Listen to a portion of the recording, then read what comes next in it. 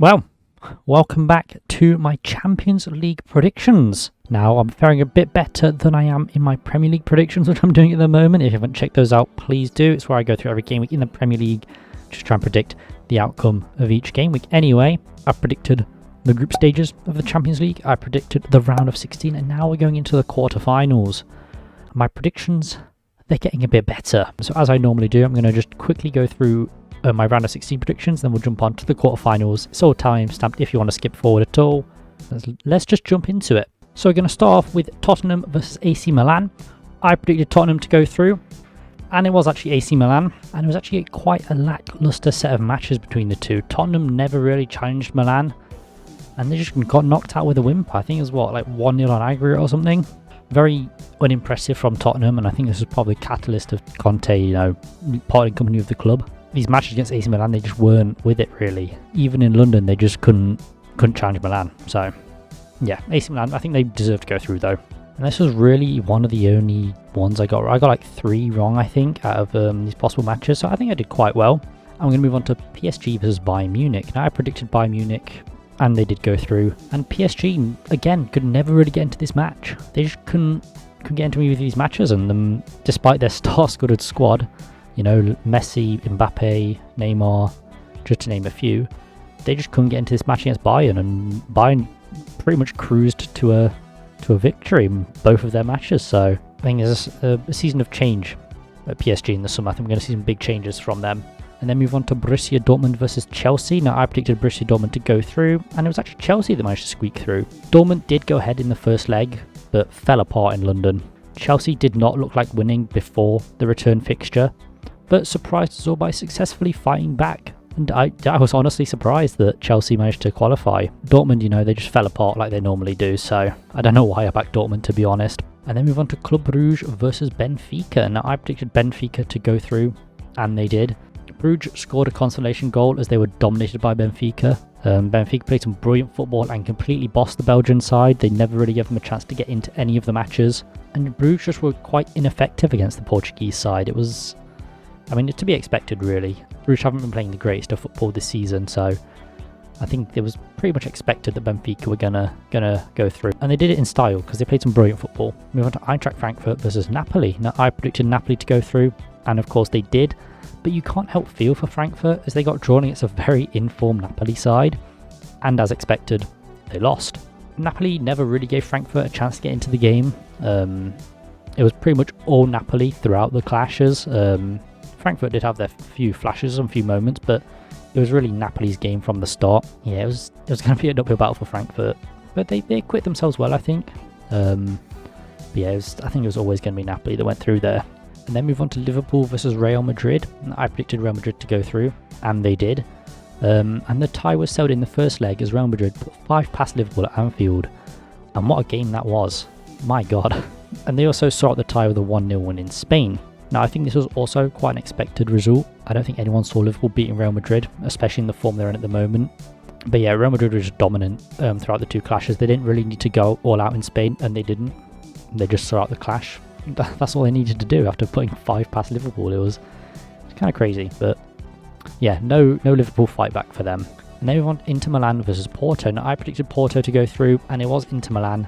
But it was quite a tight round for either side, as Inter Milan squeaked past Porto with their 1-0 win in the first leg. Porto couldn't finish their chances, and it was actually a goal from Lukaku that sent Inter through to the next round. But yeah, it was very tight, could have been either side, but ultimately it was Inter that went through. But as I said, very tight clash. They've got an uphill battle, Inter, in the coming clash, so we'll see how that goes for them. And finally, RB Leipzig versus Manchester City. Now, I predicted Manchester City to go through, and of course they did. But RB Leipzig got absolutely demolished in Manchester, especially after holding City to a draw in the first leg. Now, that was kind of shocking. I didn't think Leipzig could hold City to a draw, but they did. So Holland took it upon himself to drag City into the next round by putting 5 past the German side in a thoroughly dominant performance from the Norwegian robot. I think City have a good chance of, winning the whole thing, so we shall see how it goes in this next round. But City, I think they're my favourites to win, but obviously you never know. So I think I did quite well in the round of 16, only getting 3 wrong. It's not terrible. much better than I'm doing in the Premier League anyway. So yeah, we're going to hop into the quarterfinals. Got some very big clashes, some clashes I'm very excited to watch. My team aren't qualified for Europe, so I'm a neutral. They might not even be in the Premier League next season, but we shall see. So yeah, this is from a very neutral standpoint. I can be a bit biased in my Premier League predictions towards Nottingham Forest, despite how terrible we are at the moment. Maybe a little English bias in here, because I know the English side's better. But I think I've got a pretty good grasp on how I think this is going to go. And we're going to start off with Manchester City versus Bayern Munich. Now this is a very juicy clash as the champions of England face off against the champions of Germany. And they're both playing some good football at the moment. Now you could argue Bayern winning the Bayern Liga is pretty much always guaranteed to happen, but they have fluctuated this season. And Manchester City are currently second in the Premier League, so it's going to be a good clash, I think. Now Bayern dropped Nagelsmann and hired Tuchel, which I think was a brilliant piece of business on the German side's behalf. And it's made them much more of a Champions League contender in my eyes. The quality Bayern possesses is immense, both in the 11 and on the bench. And it'll be very interesting to see how Tuchel sets up Bayern, as he's faced this City side in the past with Chelsea, and he's had some success. More recent clashes, City managed to take the points, but when Tuchel first took charge of Chelsea, they actually beat City, I think it was 3 times or something. So yeah, it'll be very interesting to see how Tuchel sets up. He took a more defensive approach when he was in London, and I think we'll see more of that here for Bayern. He knows how to set up against the City side, so we'll see. Of course, City didn't have Haaland during that time, but who knows.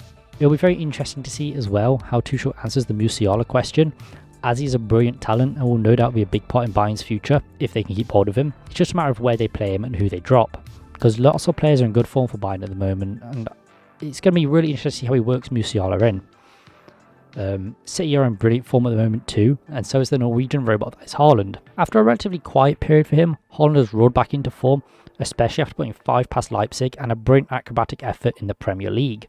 Grealish has been in some really good form recently too, and that is nice to see, especially after the hefty price tag put a lot of pressure on him to perform. He's settled into the City way of playing now, and it's clear to see that his much better performances this season. Pep Guardiola has put a lot more trust in him as well, and has paid dividends with him, performing really well.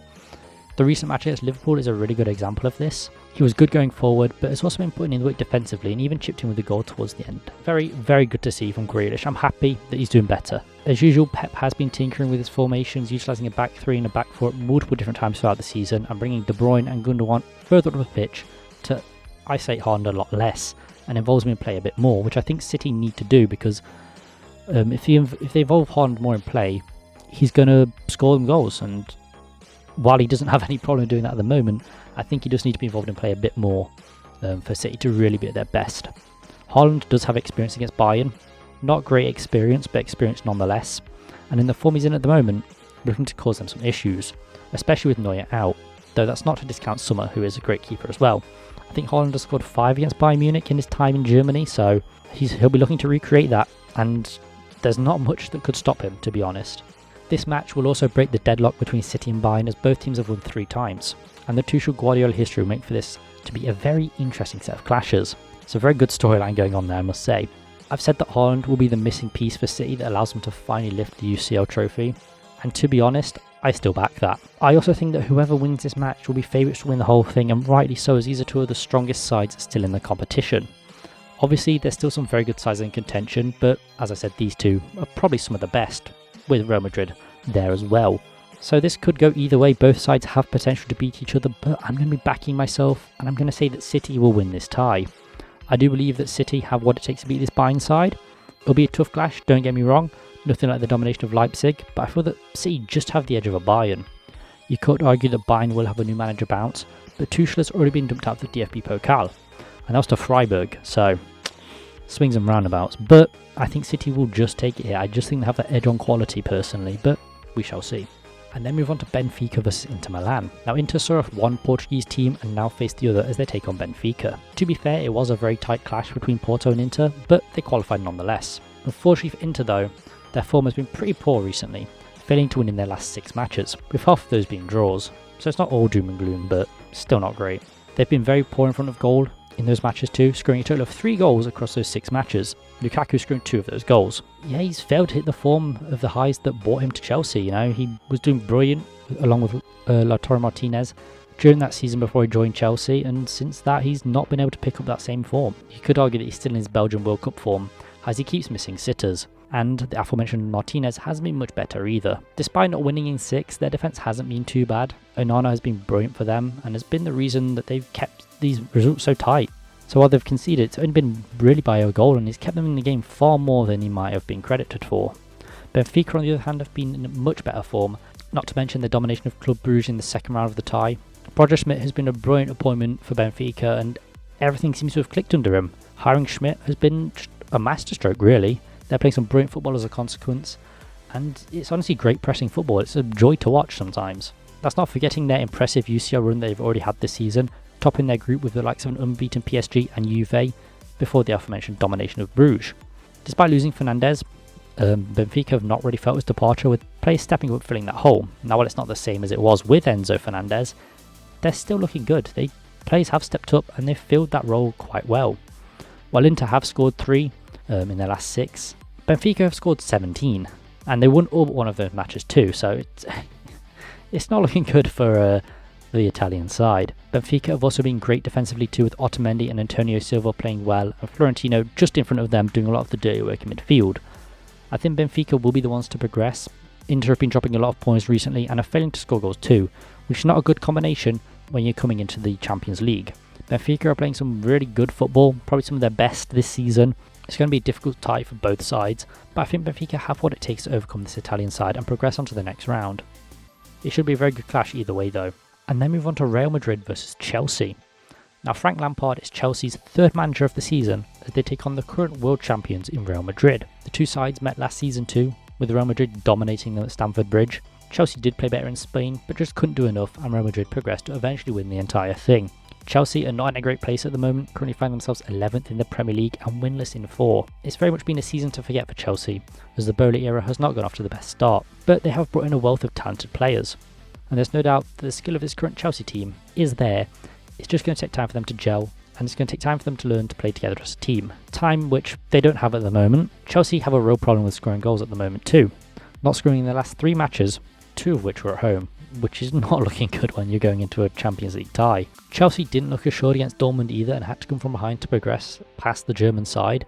That being said though, it would not surprise me if Chelsea did manage to grab a result here. There's just something telling me that they could get something, which is very strange. Real Madrid are a side that always seems to get something from the Champions League. I mean, last season they came from behind in Spain to progress past Man City in a very emphatic fashion. The Spanish side have not been having a good season at the moment, currently finding themselves 2nd in La Liga. That's second to a resurgent Barcelona side though, so you can't really blame them. They have won the Club World Cup this season and are still in the Champions League as well, which is more than can be said for Barca. Benzema has been in and out of the squad through injury and illness, but he now looks to be back and he now looks to be scoring. Vinicius Jr. and Camavinga are also looking better than they have been this season, coming into form at the right time for Real Madrid. Camavinga settling into that left back position very well. It's all looking up for Real, and all at a very good time for them. It just shows how important Benzema is for this Real Madrid side though, as they look much better when he's in the squad and firing. If he does keep fit, it'll be very important for them going through this campaign. It's hard to know what to expect from Chelsea this season, as they're not consistent, their form has been all over the place. They've had decent spells, but they've also had more lacklustre spells.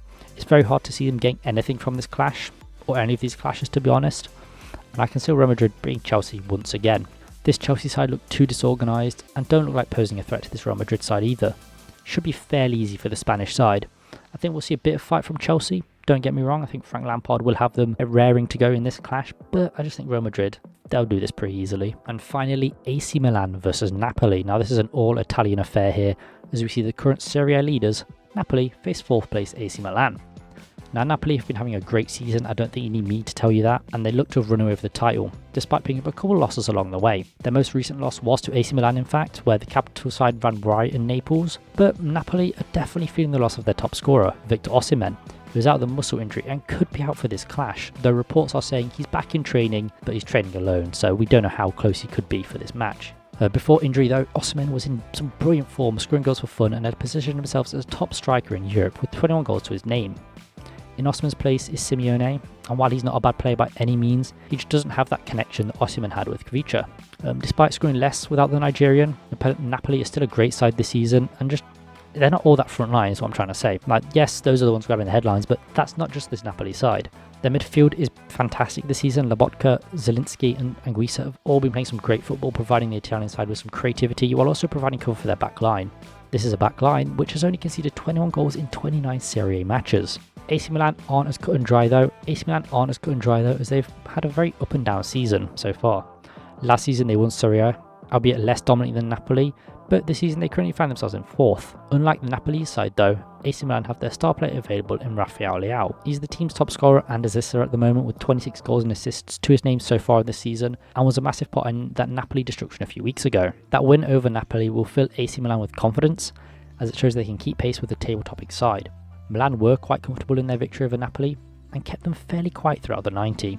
Their defence and midfield excelling make sure that Napoli could never really get going. They were great on the counter too, which saw Leao come alive, as I mentioned earlier, and having him coming into form at this part of the season is going to be very good for AC Milan. However, the thing for AC Milan is their consistency. As I touched on, Milan have had a very on and off season, starting the season well, and then having a terrible run in January, up and down in February, then going winless in 4 before facing Napoli. Nothing consistent about that run at all. They do have their first choice keeper in Magnan back though, and it's been a huge boost for them since he returned. He even played for France during the international break, which, congratulations to him. It'll be very interesting to see if that match was just a one-off for AC Milan, as they did go on to draw against Empoli at home. So, swings and roundabouts for AC Milan this season. Milan do have some good luck on their side though, with Osimhen out. Osimhen could miss out, it's likely he'll miss out, especially the first leg, but he could just pop back up, we never know. Despite him possibly being out though, I think Napoli should be able to progress. I'm going to back the Napoli side here.